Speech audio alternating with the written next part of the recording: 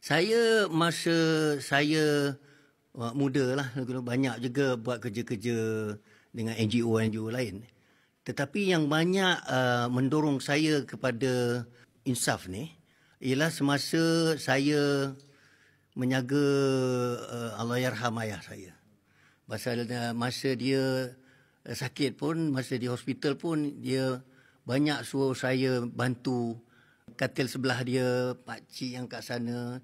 Jadi dari situ dia kata tolong boleh tak tolong cakap ni, tolong belikan sikit makanan untuk tu. Jadi dekat situ dia kata macam dia nasib baiklah ada anak, dia kata. Yang ini yang tak ada siapa yang nak jaga dia.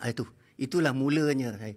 Jadi daripada hari itulah saya kalau ke hospital ke mana-mana saya akan tanya ada keperluan apa yang pesakit-pesakit kat hospital perlu. Saya mulakan kat situ sampailah ditubuhkan NGO Insaf Malaysia ni.